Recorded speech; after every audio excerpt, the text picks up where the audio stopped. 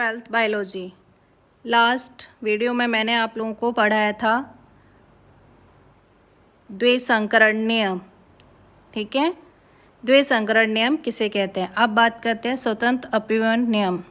यह द्विसंकरण प्रयोग पर आधारित है। इस नियम में 9:3:3:1 के अनुपात को इस प्रकार रिप्रेजेंट किया जाता है। 3 पीला 1 हरे के साथ 3 गोल 1 झुर्रीदार संयोजन श्रेणी के रूप में उत्पन्न किया जा सकता है, जो इस प्रकार हैं। 3 गोल 1 झुर्रीदार, 3 पीले 1 हरा, 9 गोल पीले झुर्रीदार व पीले, ठीक है, 1 पीला, 3 गोल 1 हरा, यानी कि 1 झुर्रीदार हरे होते हैं। जब किसी संकर में, यानी कि संकर का मतलब है क्रॉस में, लक्षणों के 2 जोड़े लिए हैं तो किसी एक जोड़े का लक्षण विसंयोजन दूसरे जोड़े से भिन्न होता है। For example R R Y Y पौधे में अधिसूत्रण कोशिका स्वरूप अंड और पराग उत्पाद समय जीन के 2 जोड़ी के स्वतंत्र के एक जोड़े का लक्षण विसंयोजन दूसरे जोड़े से स्वतंत्र होता है। यह पिनेट सफलतापूर्वक प्रयोग किया जा सकता है, यानी कि इस पे पूर्वक प्रयोग किया जा सकता है और ये इस प्रकार होगा। देखिए, जिसे हम मेंडल का द्विसंकरण नियम कहते हैं। नेक्स्ट है अपूर्ण प्रभाविता नियम। स्वान पुष्प में पुष्प रंग की वसांगति अपूर्ण प्रभाविता को समझने के लिए अच्छा उदाहरण है। प्रजनन वाली फूल आरआर तथा सफ़ेद फूल आरआर के बीच संकरण कराने पर F1 पीढ़ी में परागित किया गया परिणाम का अनुपात 1:2:1 था, पर फिनोटाइप 3:1 प्रभावी व अप्रभावी में बदल गया। इसका क्या मतलब है, जब हमने क्रॉस कराया था, अब एक रेड और वाइट में क्रॉस कराया था, जो हमें F1 पीढ़ी प्राप्त हुई वो उसके विपरीत प्राप्त हुई, यानी कि जीनोटाइप और फिनोटाइप बिल्कुल विपरीत अवस्था में प्राप्त हुए, जिसमें हमें गुलाबी 1 लाल और 3 गुलाबी प्राप्त हुए थे। प्रभाविता नामक संकल्पना। एक ऐसे जीन को लिया जाए जिसमें एक विशेष एंजाइम उत्पन्न करने की या उसके उत्पन्न हुए एंजाइम की सूचना देने की क्षमता हो। इसमें 2 अलील रूप हों जो एक सबस्टेंस यानी एस के रूपांतरण के लिए आवश्यक है। निम्नलिखित में से किसी एक परिवर्तन के लिए उत्तरदायी होता है। सामान्य एंजाइम, कार्य सक्षम एंजाइम की अनुपस्थिति।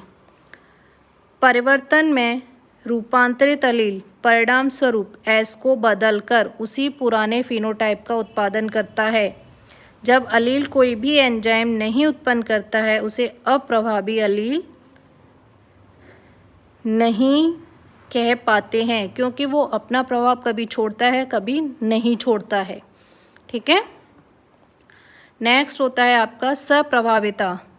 वसांगति का क्रोमोसोम सिद्धांत। सप्रभाविता को आप खुद पढ़ोगे और बताओगे कि क्या होती है सप्रभाविता। उसके बाद में आप लोगों को अगर कोई क्वेश्चन हो तो पूछ लेना। ठीक है, नेक्स्ट है वसांगति का क्रोमोसोम सिद्धांत। यह 1865 में प्रकाशित हो चुका था, परंतु कई कारणों से 1900 तक यह कार्य अज्ञात रहा। 1900 में 3 वैज्ञानिकों ने डीवरीज, कॉरेंस और वॉन शेनमोक लक्षण की वसांगति संबंधी मेंडल के परिणामों की पुनः खोज की। 1902 तक अर्धसूत्री कोशिका विभाजन के दौरान क्रोमोसोम की गति का ज्ञान हो चुका था। वाल्टर सटन और थियोडोर बोमेरी ने क्रोमोसोम का व्यवहार भी जीन जैसा ही देखा, यानी कि पर जीन, उन्होंने कहा जो हमारे क्रोमोसोम्स हैं और जीन हैं वो एक जैसा व्यवहार करते हैं, पर उनमें माइनर डिफरेंस है। वो इस प्रकार है, जोड़ों में ये भी क्रोमोसोम्स जोड़ों में पाए जाते हैं, आपके जीन भी जोड़ों में पाए जाते हैं।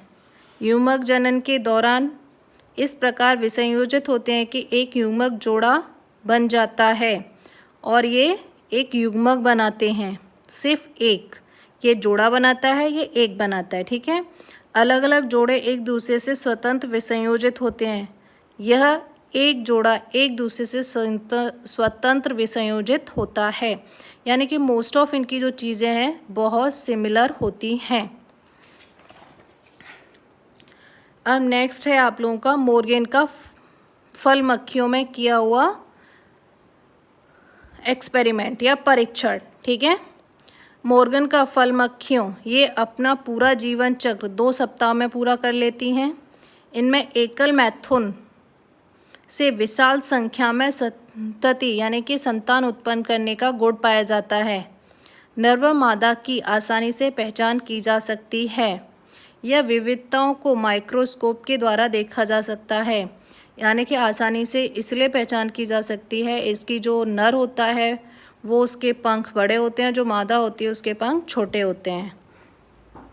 नेक्स्ट है संलग्नता और पुनर्योजन।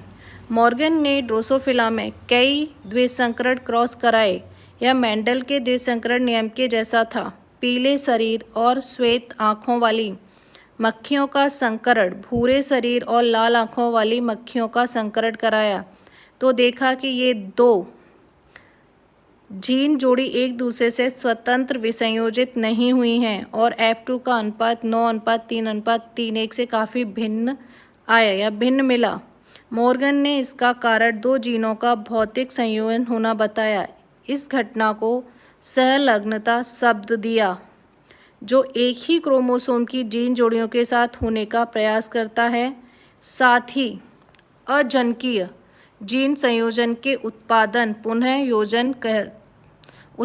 को पुनः योजन कहते हैं। मॉर्गन ने पता लगाया कि एक ही क्रोमोसोम में स्थित होने पर भी कुछ जीन जोड़ी में अधिक संलग्न थी और उनमें पुनर्निर्माण की क्षमता कम थी, लेकिन कुछ जैसे श्वेत और पीली जोड़ी में संलग्नता अधिक व पुनर्निर्माण की क्षमता कम थी, जबकि श्वेत व लघु पंख वालों में निर्माण की क्षमता कम यानी कि संलग्नता कम और पुनर्निर्माण की क्षमता अधिक थी। ये है आपकी और सहलग्नता